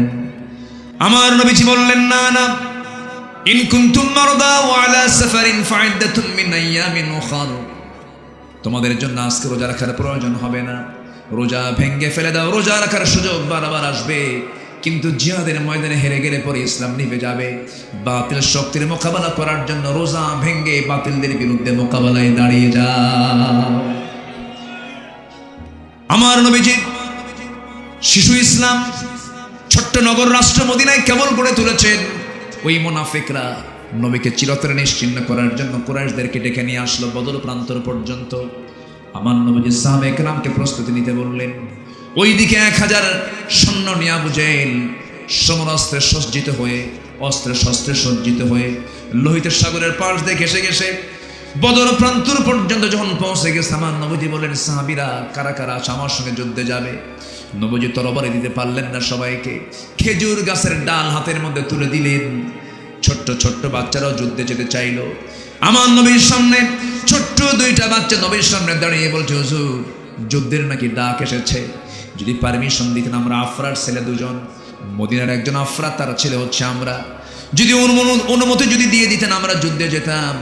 নবীজি বললেন, না, যেতে পারবা না, বয়স নাই, ফিটনেস নাই, ছোট্ট তোমরা তরবারি হাতে নিতে পারবা না। বড়জন বলে, হুজুর আমি তোর চাইতে লম্বাই বড় আছে, আপনি আমাকে পারমিশন দিয়ে দেন। রাসূল বললেন, না না, দেওয়া যাবে না। ছোটজনের সঙ্গে সঙ্গে বলছে, হুজুর আপনি যদি আমার বড় ভাইকে পারমিশন দেন, আমাকে পারমিশন দিতে হবে, কারণ ও লম্বাই বড় হতে পারে কিন্তু গায়ের শক্তি আমার বেশি। নবীজি একটা মুচকি হাসি মারলেন। মুচকি হাসি মেরে 2 সন্তানকে বললেন, দেখি তো তোমরা কুস্তি লড়াই করো, দেখি কে ফার্স্ট হয়। 2জনকে কুস্তি লড়াই করতে দিলেন। বড়জন ছোটজনকে ফেলে দিল নিচে। ছোটজন বড় ভাইয়ের কানের মধ্যে মুখ ঢোকায় বলছে, বাইরে খাই একসঙ্গে, ঘুমাই একসঙ্গে, খেলাধুলা করি একসঙ্গে, আমাকে ছেড়ে দিয়ে তুমি একা একা যুদ্ধ করবে কেমন? আমার কি যুদ্ধে যাওয়ার শখ হয় না? তোমার গায়ের শক্তি একটু কমায় দাও। ও ভাই, তোমার বুকের উপর একবার উঠে বুঝায় দেয় শক্তির দেখতে আমিও কোনো অংশে কম নই। নবীজি টের পেলেন, মুস্কি একটা হাসি মেরে ছোট্ট 2টা বাচ্চাকে হাতের মধ্যে আকাশের দিকে তাকায়া আল্লাহকে লক্ষ্য করে বলছেন, আয় রাব্বুল আলামিন, এই ছোট্ট 2টা বাচ্চা আফরার ছেলে দেয় মুআজের গায়ের শক্তি নাই, কিন্তু ইমানের বড় শক্তি আছে। পারমিশন দিয়ে দিলেন। 11 বছর 13 বছর সেই বদর যুদ্ধের দিন আমার নবীজি মদিনা থেকে 80 মাইল দূরে বদর নামক প্রান্তর। আমি মক্কা মদিনায় যতবার গিয়েছি, আমি বদর প্রান্তরে গিয়েছি। আমি মক্কা মদিনায় যতবার গিয়েছি, আমি শুহাদায়ে উহুদ দেখেছি। বারবার যাই, বারবার সেই জায়গায় গেলে পরে আগের স্মৃতিচারণ হয়ে যায়। প্র্যাকটিক্যাল দেখলে পরে তার প্রতি তার প্রতি যে আকর্ষণ কমে না বাড়ে, আস্তে কমে না বাড়ে। আল্লাহ প্রত্যেক ভাইদেরকে এই সমস্ত জায়গায় জিয়ারা করার তৌফিক দান করুন। জোরে বলি আমিন, আরো জোরে আমিন। ইন্না সাফা ওয়াল মারওয়াতা মিন শাআইরিল্লাহ, ইন্না সাফা ওয়াল মারওয়াতা মিন শাআইরিল্লাহ। আমার বন্ধুগণ, একটু কান লাগাবেন। নবীজি একটা সময় যুদ্ধের দিকে রওনা করলেন। তারা কোথায় 1000, এইদিকে 313 জন, ঘোড়া নাই, তরবারি নাই, কিচ্ছু নাই, যুদ্ধস্ত্র নাই। নবীজি রওনা দিয়েছেন, সাহাবীরা 16টা রোজা রেখে দুর্বল হয়ে গেছেন, রোজা রেখে দুর্বল হয়ে গেছেন। এইদিকে খাবার না পেয়ে আরো দুর্বল হয়ে গেছেন। বদর যুদ্ধের দিন আমার নবীজি সাহাবায়ে কেরাম কিনে যেই পাশে দাঁড়ায় আছিলেন সেই জায়গাটা ছিল হলো উঁচু, সেই জায়গাটা ছিল হলো বালুর জায়গা, হাঁটু পর্যন্ত বালু গেড়ে যায়। সাহাবীরা বলছেন, ইয়া রাসূলুল্লাহি, যুদ্ধ করব কেমনে? কদম তো মজবুত নয়, পাগুলো ডেবে আছে বালুর ভিতরে। আমার রাসূল আকাশের দিকে তাকায় দুটো হাত উঁচু করে দোয়া করলেন, ও আল্লাহ সাহায্য করো। ওয়ালাকাদ নাসারাকুমুল্লাহু বিবাদরিন ওয়া আনতুম আদিল্লাহ। আল্লাহ সাহায্যের হস্ত প্রসার করলেন, হাজার হাজার ফেরেশতা দিয়ে আল্লাহ মুজাহিদদের সহযোগিতা করেছেন। জোরে বলি সুবহানাল্লাহ। সেই যুদ্ধের ময়দানে ওই ছোট্ট দুইটা বাচ্চার সামনে দাঁড়ায় আছে। এক সাহাবীকে ডাক দিয়ে বলে, চাচা, যুদ্ধ করতে আসছে সবার বিরুদ্ধে নয়, কার বিরুদ্ধে কও? আবু জেহেল। কি করবা? খাইয়া ফেলাও। আল্লাহু আকবার বলবেন না? কেন এত রাগ তার উপরে? ছোট্ট দুইটা বাচ্চা বলতেছে, এত রাগ হওয়ার মূল কারণ হলো আমাদের প্রাণের প্রিয় রাসূলকে সে নাকি চরম কষ্ট দিয়েছে, মার দিয়েছে, রক্তাক্ত করেছে। আমাদের বড় শখ এই লোকটাকে দুনিয়া থেকে আমরা বিদায় করে দেব। ওই সাহাবীকে বলতেছে বারবার, একটু দেখায় দেন সেই লোকটাকে। দূর থেকে আফসা আফসা চোখে দেখে বলতেছে ওই সাহাবী, ওই যে সাহাবীরা, ওই যে ছোট্ট দুইটা মাছ মোয়াজকে লক্ষ্য করে বলছেন, দেখো ওই যে দেখা যায় ফাঁকা দিয়া ঘোড়ার পিঠে বসে আছে, দুই দিকে দুই পা ছেড়ে দিয়া চতুর্দিকে কাফের মুশরিকরা তাকে পাহারা দিচ্ছে। ওটাই হলো কুরাইশদের লিডার আবু জেহেল। বলতে দেরি হলো, যেতে দেরি হলো না, সিংহের মতো গর্জন দিয়া বাজ পাখির মতো উড়ন্ত হয়ে দৌড় মেরে চলে গেছে তার সামনে। দুই দিকে দুইজন দাঁড়ায় গেছে, ছোট্ট তরবারি পজিশন হাতে নিয়ে দাঁড়ায় গেছে। কেউ টের পায়নি এটা কোন গ্রুপের সদস্য। তরবারি দিয়ে সজরে দুজন মিলে একসঙ্গে আল্লাহু আকবার বলে দুজন দুই পায়ে আঘাত করেছে। ওই যে ঘোড়ার পিঠ থেকে আবু জেহেল ধরাশয়ী হয়ে জমিনে পড়ে গেছে। কোমর সোজা করে আবু জেহেল আর কখনো দাঁড়াতে পারে নাই। আল্লাহু আকবার বলেন, আরো জোরে আল্লাহু আকবার। মুসলমানদের বিজয় হয়েছে অস্ত্র দিয়া, শক্তি দিয়া, না ঈমান দিয়া? কে দিয়া? এই জন্য আমরা মুনাফিকি করব না, ঈমান ভালো করে আনবো, ঈমানটা ভালো করে আনবো। মুনাফিকের কোনো গন্ধ যেন আমাদের মধ্যে না থাকে। জোরে বলি ইনশাআল্লাহ। আবু জেহেল ধরাশয়ী হয়ে পড়ল, কিন্তু এইদিকে বড় ভাই মুআজ রাদিয়াল্লাহু তাআলা আনহু তিনি একাকী পড়ে গেলেন। পিছন থেকে একজন শত্রু এসে কুরাইশ এসে তার ডান হাতে একটা আঘাত করলো। এক আঘাতে তরবারি ঝনঝন করে পড়ে গেল। ডান হাতটা চামড়ার সঙ্গে জ্বলতে লাগলো। যুদ্ধ করবেন কেমনে? হাত তো কাটা। বাম হাত সামনে দূর মেরে তরবারি হাতের মধ্যে তুলে নিয়া বাম হাতে আবার যুদ্ধ চালাতে লাগলেন। কিন্তু ঝুলন্ত চামড়ার সঙ্গে ঝুলন্ত হাতটা বারবার এসে বাম হাতে ধাক্কা খায়, ডিসচার্জ হয় মনে করে। যুদ্ধের মাঝে হঠাৎ করে করলেন কি মাস, ঝুলন্ত চামড়ার সঙ্গে হাতটাকে, ঝুলন্ত হাতটাকে বাম পায়ের নিচে রেখে এত জোরে টান মারলেন, হাতটা ছিটকে পড়ে গেছে। বাম হাতে যুদ্ধ চালাতে গিয়া এক পর্যায়ে দেখা গেল পিছন থেকে আরেকজন কাফের বাম হাতে আঘাত করেছে, বাম হাতটাও কেটে পড়ে গেল, তরবারি ঝনঝন করে পড়ে গেল। যুদ্ধ করবেন কেমনে? দুই হাতই তো নাই। গর্দানটা উড়াইয়া দেওয়া হলো, হাত কাটা হলো, পা কাটা হলো। মাস ছোট্ট বাচ্চা দুনিয়া থেকে বিদায় হয়ে গোটা দুনিয়ার সমস্ত মুসলমানদেরকে জানান দিচ্ছেন, ও দুনিয়ার মুসলমান, আল্লাহর পথে আল্লাহর দিনকে বিজয়ী করার জন্য এমন করে জানমাল কোরবানি করে দিতে হয়। আমার বন্ধুগণ, আমার ভাইয়েরা, মুনাফিক কখনো দিন কায়েমের আন্দোলন করতে পারে না। মুনাফিক কখনো জেল শিকার করতে পারে না। মুনাফিক কখনো ওয়াদা রক্ষা করতে পারে না। মুনাফিক কখনো আখিরাতকে সত্যিকার অর্থে বিশ্বাসও করতে পারে না। মুনাফিকের সমস্ত আলামত থেকে আল্লাহ রাব্বুল আলামিন আমাদের সবাইকে হেফাজত করেন। জোরে বলি আমিন। ইবাদত কবুল হবে, 10টা শর্ত পূরণ করতে হবে, মুনাফিকে বাদ দিতে হবে। নাম্বার 2 হলো নামাজের অলসতা। যার মধ্যে নামাজের অলসতা কাজ করবে তার কোনো দোয়া কবুল হবে না। এই জন্য আমরা সবাই কয় ওয়াক্ত নামাজ পড়ব? আসতে বলবেন না, কয় ওয়াক্ত নামাজ? সবাইকে পড়তে রাজি আছেন? জোরে বলি ইয়া আল্লাহ, আরো জোরে বলি ইয়া আল্লাহ। আমাদেরকে 5 ওয়াক্ত সালাত আদায় করার তৌফিক তুমি আল্লাহ দিয়া দাও। জোরে বলি আমিন। আরো জোরে আমিন। হাত নামান। বাড়িতে সব সদস্য নামাজ পড়ার দরকার আছে না নাই?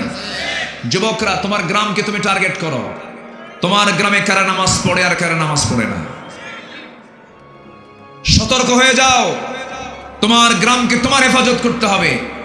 মাতব্বর যারা যদি নামাজ পড়ে ভালো কথা, তোমরা যুবক একসঙ্গে গিয়ে মাতব্বরের রুমে বসবে, বলবে চাচা আপনি আমাদের গ্রামের মাতব্বর, আপনার বিচার আচার আমরা মেনে নেই, আপনি দয়া করে নামাজটা পড়ুন, নামাজটা ধরুন, আপনার নেতৃত্ব আমরা মানব।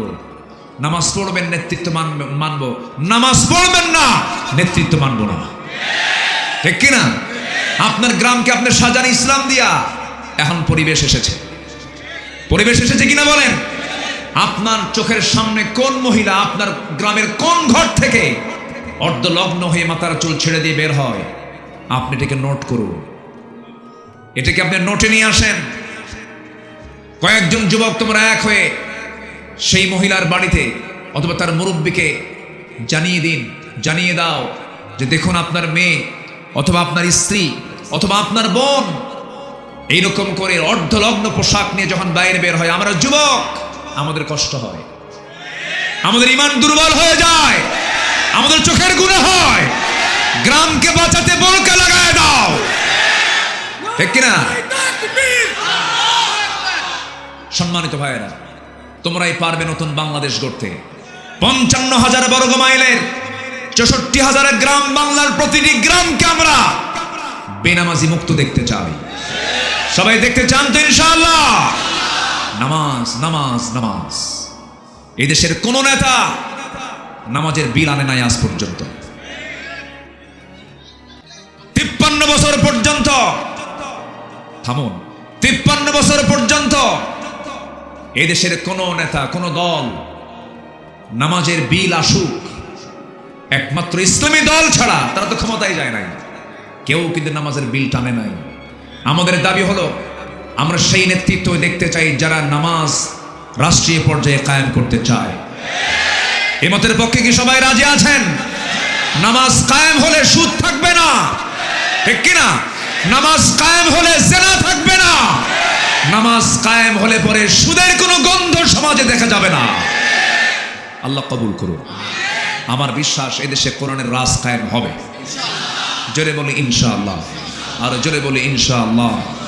শহীদের কাতার আছে না নাই? শহীদের রক্তেই জমিনে আছে না নাই? রক্ত ভেজা বাংলার জমিন ইসলামী আন্দোলনের জন্য উর্বর থেকে আরো উর্বর হয়ে যাবে। জোরে বলি ইনশাআল্লাহ। সম্মানিত ভাই, আমি অনেক আনন্দিত, দীর্ঘদিন পর মন খুলে কিছু কথা বলতে পারছি। আলহামদুলিল্লাহ বলেন।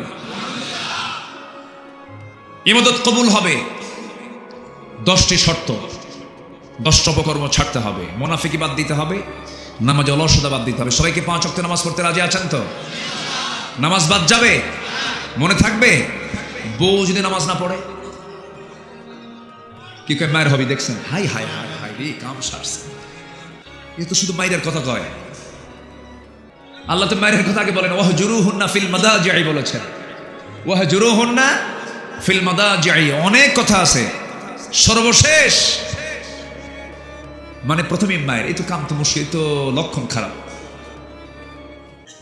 মারা যাবে না তো? আচ্ছা, রসুল কোন বউকে মেরেছেন এরকম কোন হাদিস পেয়েছেন আপনারা? বউকে মারে কোনো সভ্য লোক? দেখেন, তাও কয় না, এখন তো ঠিক হয়ে গেছে না। সন্তানের সামনে আপনি বউ পিটবেন, এটা বেমানা। পিঠায় মানুষকে ভালো করা যায় না। বউকে বলবেন, বউ একই ছাদের নিচে থাকি, তোমার যৌবন আমার কাছে, আমার যৌবন তোমার কাছে। তুমি কি চাও যে আমরা এই দুনিয়াতে এক ছাদের নিচে ছিলাম, আমরা জান্নাতে গিয়ে আমরা এক ছাদের নিচেই থাকবো? এক জান্নাতি থাকতে চাই। তুমি কি জান্নাতে থাকতে চাও না? হ্যাঁ থাকতে চাই। নামাজটা পড়ো। শুনবে না কেন? শুনবে। ছেলেকে বুঝাবেন, মেয়েকে বুঝাবেন, একটু কাঁদবেন, তাদের জন্য দোয়া করবেন আল্লাহর কাছে। অবশ্যই সব কবুল করে ফেলবেন তিনি আমার কে? আল্লাহ। কু আনফুসাকুম ওয়া আহলিকুম নারা। পরিবারকে নামাজের ব্যাপারে তাকিদ করতে হবে। পড়ার জন্য যদি বলি 2 বার, নামাজের জন্য বলবো 10 বার, ঠিক কিনা? পড়ার জন্য যদি বলি 1 বার, নামাজের জন্য বলবো 5 বার। নামাজ পড়ার চাইতে বড় পড়ার কিছু নাই, ঠিক কিনা বলেন? পড়াশোনার কিছু বাদ দিয়েছে, সমস্যা নাই। নামাজ বাদ দিয়েছে, ফাকাদ কাফার, সে কুফরি করেছে, সে মারাত্মক অপরাধ করেছে। এই জন্য পরিবারে দেখা যায় পড়ার জন্য যে শাসন হয়, নামাজের জন্য সে শাসন হয় না। আমি কি ভুল বলতেছি? শিক্ষার জন্য যে গুরুত্ব হয়, পর্দার জন্য সেই গুরুত্ব দেওয়া হয় না। ষোড়শী মেয়ে বোরকা পরে না, মা বোরকা পরে বের হয়। মা কি পরে বের হয়? বোরকা পরে বের হয়, আর মেয়েটাকে অর্ধলগ্ন করে বাইরে বের করে যুবকদের ঈমান নষ্ট করার জন্য। এগুলো খেয়াল করতে হবে। যুবকরা নোংরামি করবা না। বিয়ের আগে কোনো প্রেম নাই কিন্তু, ঠিক তো মাহফিলে, কিন্তু বাইরে তো ঠিক থাকো না। বিয়ের আগে কোনো নোংরামি করা যাবে না। বিয়ের আগে প্রেম হয় না, বিয়ের আগে হয় হলো জেনা। বিয়ের পরে প্রেম হয়, বিয়ের পরে কি হয়? প্রেম হয়। বিয়ের আগে কি হয়? জেনা হয়। বিয়ের আগে কোনো প্রেম নয়। অনেকে প্রাউড করে বলে, আমাদেরকে বলে, হুজুর আমাদের না এটা লাভ ম্যারেজ। আমি কই লুচ্চা ম্যারেজ। কি ঠিক কিনা? হ্যাঁ, বিয়ের আগে বিবাহ পূর্ব ওলা মুত্তাখিদি আখদান ওলা মুত্তাখিদাতি আখদান, কোন গোপন গোপন কোন বৈঠক চলিবে। বিয়ে করবা, সামনের দরজা দিয়ে মুরব্বীকে বলবা, মেয়ের বাপকে বলবা, তোমার বাপকে পাঠায় দিবা, মাকে পাঠায় দিবা, বুক উঁচু করে বলবা আমার যৌবন এসেছে, আমার যৌবন নষ্ট করতে চাই না বাবা, বিয়ে করো। আজকে যুবকরা দারুণ খুশি, হুজুর ভালো করে এখন বাপ বসে আছে, দেখেন কিছুর আওয়াজ দেয়, আর কিছু বুড়া চাচাও দিকে আওয়াজ দেয়, কি যে করবে আল্লাহ জানে। আমার রাসূল বিয়ে করায় দিতেন। রাসূল কিন্তু খুব বড় ঘটক ছিলেন, বলি আলহামদুলিল্লাহ। সাথে যারা শিরিক করবে তাদের কোনো দোয়া, কোনো ইবাদত কবুল হবে না। ওমাই ইউশরিক বিল্লাহ ফাকাদ হারামাল্লাহু আলাইহিল জান্নাহ। যে ব্যক্তি শিরিক করবে তার জন্য জান্নাতটা হারাম হয়ে যাবে। দোয়া কবুল তো দূরের কথা, জান্নাতে বাজেয়াপ্ত হয়ে যাবে। নাম্বার 5, সামনে পেছনে যারা পরনিন্দায় ব্যস্ত থাকবে। আমার দেশে গীবতকারী আছে না নাই? এই নামাজি লোক আছে না নাই? বলেন তো, গীবতকারী নামাজের পরে গীবত করে। ফেসবুক তো একটা আছে মাশাআল্লাহ, এখন কিছু হইলে আমি কিন্তু সাংবাদিক না, আমি কিন্তু সাংঘাতিক ফেসবুকে দিয়ে দেবো, কিন্তু হুমকি মারে। তুমি কি জানো, তুমি কারো একটা গোপন কথা ফেসবুকে দিয়ে দিচ্ছ, তুমি কি জানো তোমার এরকম একটা চিত্র আসতে পারে কিনা? রাসূল বলেছেন, মান সাতারা মুসলিমান সাতারাহুল্লাহু ইয়াউমাল কিয়ামা। যে ব্যক্তি কোন মুসলমান, যে মুসলমান অন্য মুসলমানের কোন দোষকে গোপন করবে, আল্লাহ তাআলা কিয়ামতের দিন তার দোষকে গোপন করবে। এই জন্য পৃথিবীতে সেই মহান মানুষ, মহামানব সে, যে নিজের ভিতরে দোষ খুঁজে বেড়ায়, অন্যের মধ্যে গুণ খুঁজে বেড়ায়। তাহলে নিজের গুণ খুঁজবো না দোষ খুঁজবো? আর অন্যের গুণ খুঁজে বেড়াবো। সেই লোকটার মুখ থেকে কখনো গীবত বের হতে পারে না। আর যারা এগুলো করবে তাদের দোয়া কবুল হবে না। ওয়াইলুল লিকুল্লি হুমাযাতিল লুমাযা। নাম্বার 6, আল্লাহকে ভুলে থাকা, মন্দ কাজে আদেশ করা। এই জাতীয় লোকের কোনো দোয়া আল্লাহর দরবারে মঞ্জুর হবে না, তাদের কোনো ইবাদত কবুল হবে না।